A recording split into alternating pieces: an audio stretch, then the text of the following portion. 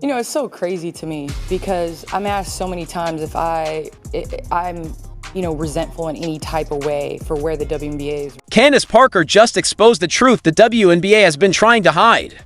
And it changes everything for Caitlin Clark. Candace Parker just said out loud what many Caitlin Clark supporters have been thinking all season.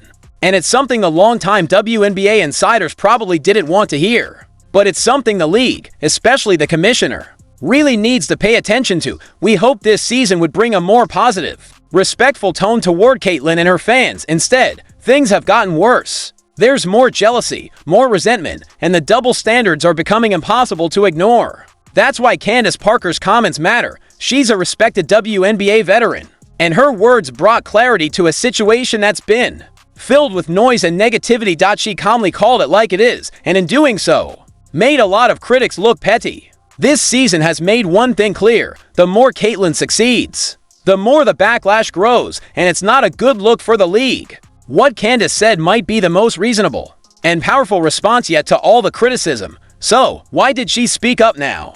And why does it matter so much? Let's break it down. Out of women's basketball for a horrible team when she arrived. Outside of LeBron and Steph, she is the most well-known basketball player currently playing in the United States.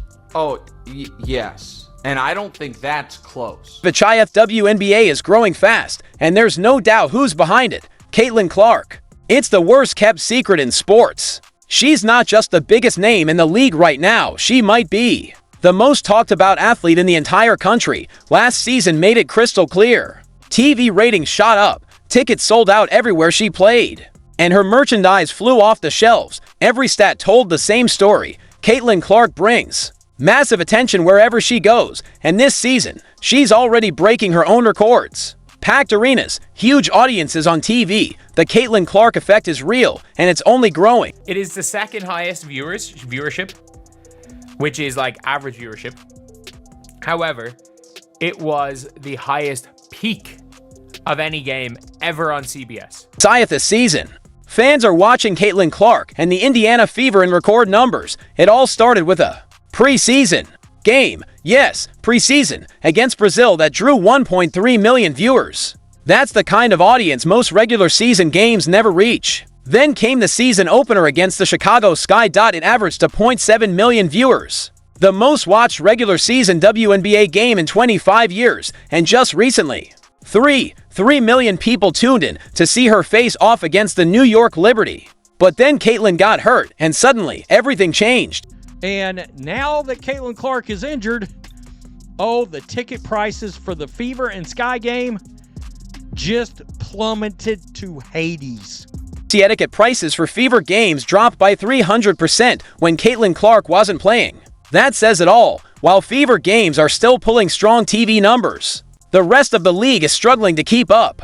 This should be a wake-up call for everyone: players, coaches, league executives. Caitlin Clark is expected to bring in over $1 billion in revenue to the WNBA this year. That's massive. And it also means one thing: the league's momentum depends heavily on her staying healthy. So when players talk about big money coming from the next CBA deal or believe they've got new leverage, they should remember where that value is really coming from. Without Caitlin, that leverage disappears, and yet, instead of fully embracing what she brings to the league, the WNBA keeps tripping over itself. Rather than focusing on basketball and celebrating the growth, the conversation keeps getting pulled in all the wrong directions. You know, the loudest mics, like I stated, are the ones that's race baiting. Not even bringing up the names, but all the people that I'm seeing that are tied within the WNBA media, coaches, all type of things. They are very resentful of Caitlin Clark, and I don't know why. It doesn't make sense when you have somebody that's doing what she's doing for the WNBA. Sure, only a few games into the season,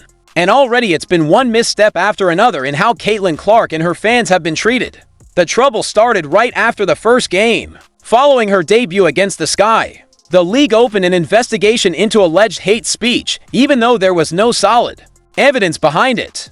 The headlines quickly shifted away from her record-breaking performance to controversy, instead of celebrating an exciting start to the season and a huge moment for the WNBA.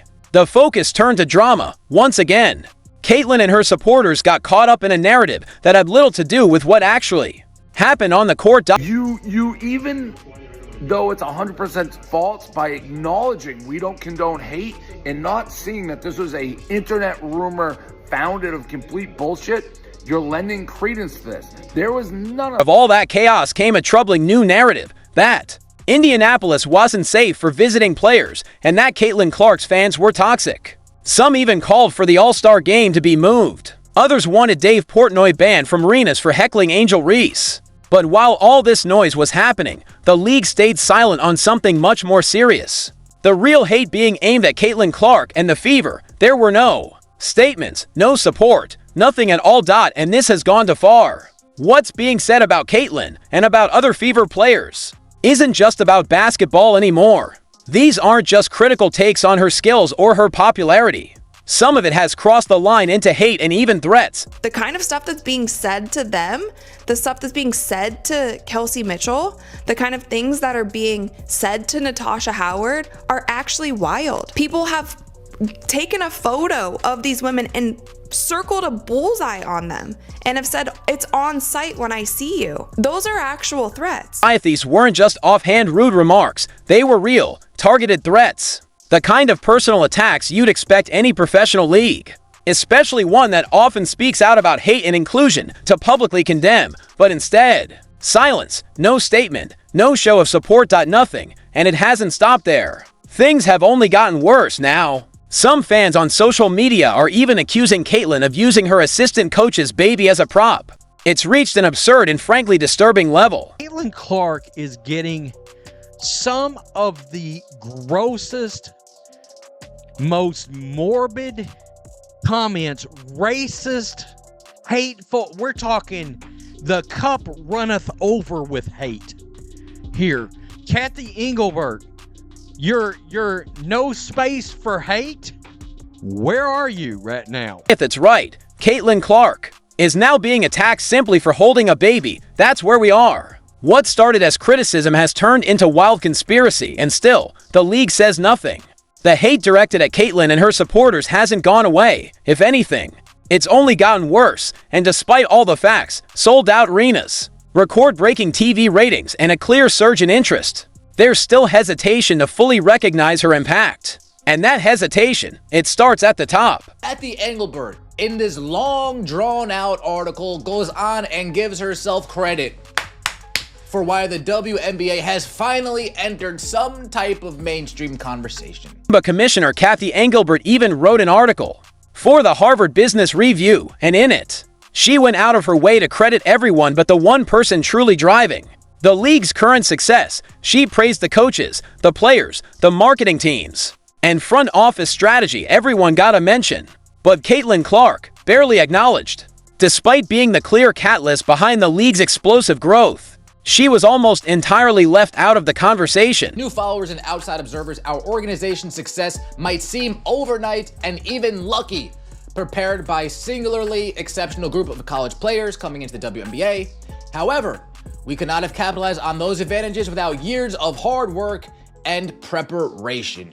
Years of hard work and preparation. It might have seemed like it came overnight. In the article, Commissioner Engelbert noticeably downplayed Caitlin Clark's individual impact. Instead of highlighting Caitlin's unique draw, she grouped her together with other rookies like Angel Reese and Cameron Brink, saying that their arrival led to WNBA games averaging 1 million viewers, a 170% increase from the previous season.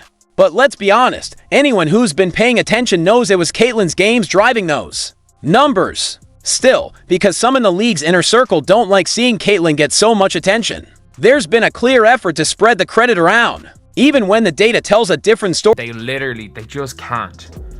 They just can't not even wrap their head around. They can't just accept, okay, this person is more popular than me, or this person is more popular than the player that we want to push. It's natural to feel a little jealousy. That's human. But what's happening with Caitlin Clark goes way beyond that. There seems to be a constant effort to tear her down just so others can feel elevated. In many cases, people rush to say the only reason she's getting attention is because of race, completely ignoring the facts. Caitlin has already broken 60 WNBA records. earned a spot as a first-team All-Star, ranked 4th in MVP voting, and led a struggling team to the playoffs, all in her rookie year. The truth is, whether some want to admit it or not, Caitlyn's presence is helping everyone. When the spotlight is on her, it doesn't stop with her. It brings attention to the entire league and lifts the game for all players. Play in these arenas where there are 15 to 20,000 people in the stands. They are in front of people that they haven't been in front of before. That is an opportunity for all of us fans to get to know all the players on the court, all of the players in the WNBA, to pick new favorite players, to pick other teams that we want to follow